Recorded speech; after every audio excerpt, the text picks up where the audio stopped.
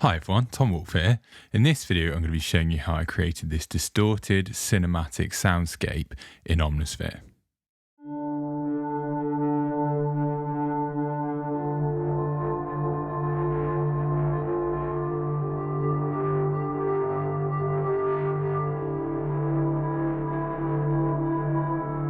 And mod wheel.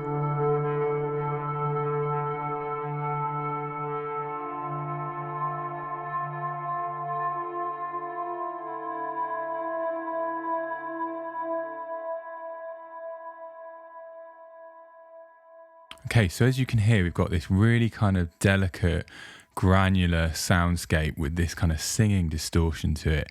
It's a really cool patch for cinematic type stuff, and I would say especially TV work, because it's got that ambience to it. It's got that kind of ambiguous characteristic, which just sets the tone really well. And this is actually a really quite simple patch to make, which sort of proves you don't have to create these complicated patches to have a great sound. Okay, so let's have a look at how I created it.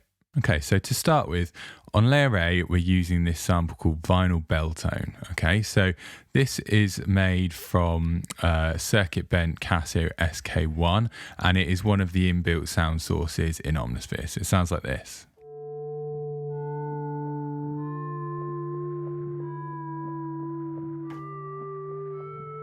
Okay, so it's a really kind of delicate kind of sound. You've got this lo-fi grainy vinyl kind of tone that's happening there, as well as this detuning sort of very simple waveform there.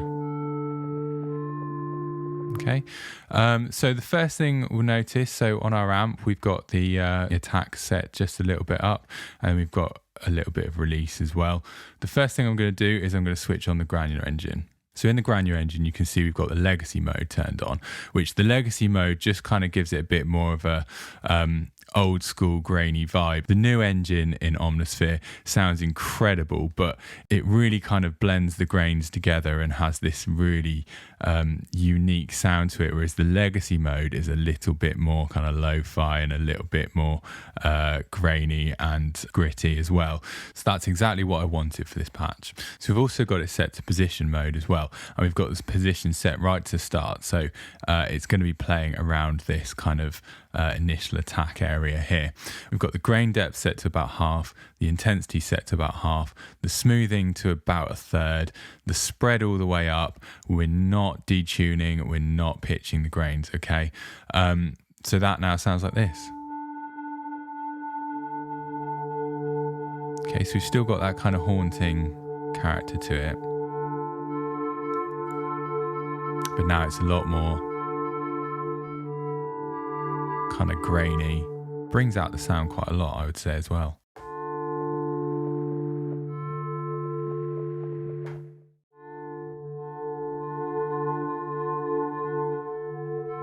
So it really adds to that kind of lo-fi grainy sound there. So we're not using any filtering or anything on this sound, so we're going to leave that on and go over to layer B. So on layer B, we're using a sound source called Warm Noisy Tone 1 Sustain. And again, this is one of the sound sources that is included in Omnisphere, and it was created using a tape feedback loop. So it's a really kind of warm, delicate sound, but it has got this subtle pitching,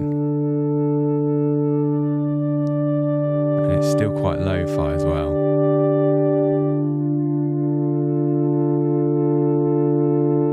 So on the envelopes, we've got a relatively long attack and a little bit of release as well there. And it's a slightly longer attack than on our layer A, because we want this to sound just slightly afterwards as well. So again, no filtering on this sound, and we are using the Granular Engine. So again, we're in legacy mode. This time we're using speed, and we've got the speed set to about halfway. So it's going to actually be pitching forwards and backwards as well. So the grains are going to be going in both directions. We've got the same settings down here. So we've got the grain depth set to about halfway, as well as the intensity. Smoothing set to a third, spread all the way up, no detuning, no pitching the grains.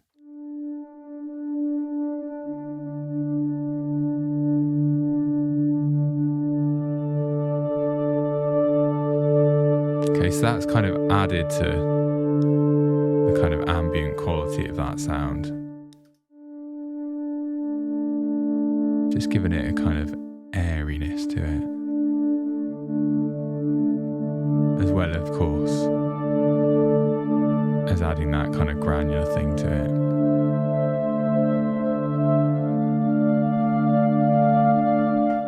Okay, so that's it for our layers. That's all the stuff we need. So we're going to move over to the effects. So over here, we don't have any effect on our layer A, and on our layer B, we have a flame distortion. So this is where we're getting that kind of singing distortion from. We've got it set to heat, okay? And we've got the gain up to about 2/3, 3/4 of the way on both the pre and the post. And then we've got a little bit of low pass filter happening in both of them. You'll see we've got this pre filter set to about 2/3 of the way, and then we've got our post filter set to about half, but you'll notice that's blue, so that's being modulated. So let's just have a listen to it quickly. So it's adding that kind of singing distortion there, and just giving it a little bit of extra kind of gritty character. As you'll notice, we've got the dry wet mix set to 100% wet. So on our layer B, which was our tape feedback loop, we are only hearing the distorted signal. We're not getting any dry signal through there, okay? The modulation on our post filter, so let's show that. So we're being modulated by LFO1, and on LFO1 we've got a random wave. It's set to unipolar, so it's only going to be going in the one direction, and it is tempo synced, and the rate is set to an 1/8. So you can see it's just kind of opening this filter up at random intervals.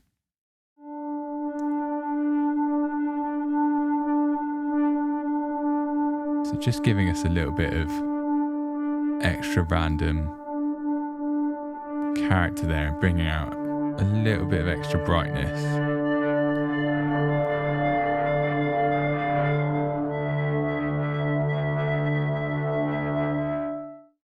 Okay, so then on our common effects, we're using this precision comp. So this is just to kind of flatten it a bit and give it a bit of extra warmth. So we've got the input set to just over halfway. The ratio set to 4.2. A little bit of sustain on there. Quite a long release as well.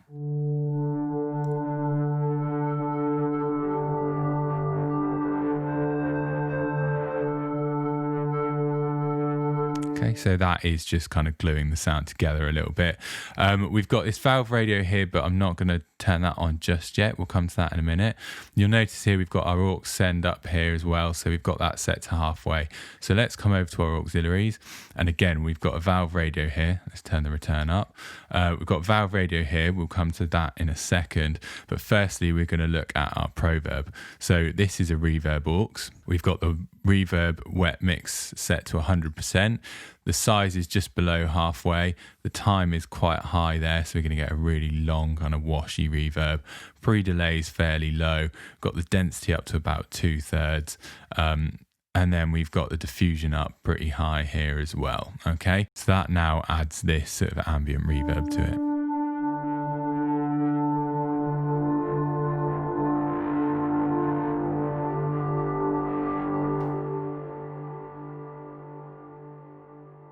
There we go, nice long reverb tail there. So the last thing we're going to look at now is our two valve radio plugins. So let's switch those on. Okay, so these are being controlled by our mod wheel. You'll see at the moment we've got the dry wet mix set to 0%, so it's 100% dry signal before we turn the mod wheel on. We've got the low pass set to about 3,700 hertz.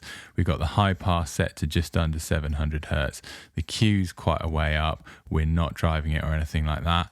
And then this one is pretty much, yep, exact copy of it. Okay, so we are just filtering both those sides there. So our mixes are being modulated by our wheel.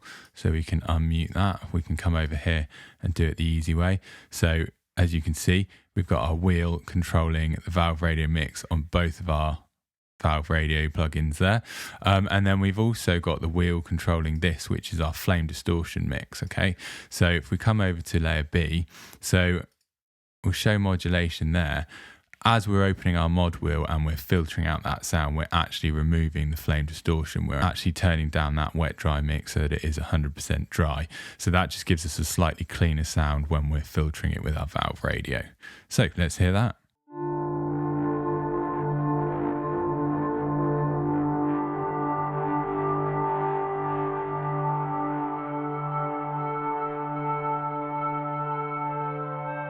Okay, so we've got that kind of delicate but lo-fi sound there.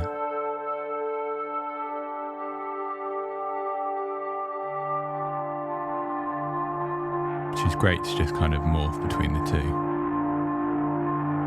Gives us a little bit of extra movement in it.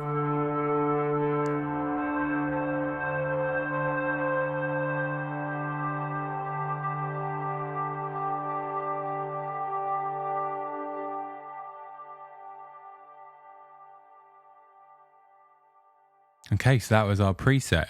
As I say, it's really quite an easy sound for you to create at home, which just goes to show that you don't have to be creating these really complex sounds, that you can get some really great sounding stuff from something that is actually quite simple to make. So thank you for watching the video. I hope you found it useful. If you did, it would be great if you could sign up to my sound design mailing list, which every week I'm sending out these tutorials for free so that you don't miss them. And then you can really up your sound design game. I'm doing it for all different kinds of synths, different sort of techniques, even doing some effects plugins as well. So if that's something you're interested in, you'll find the link in the description.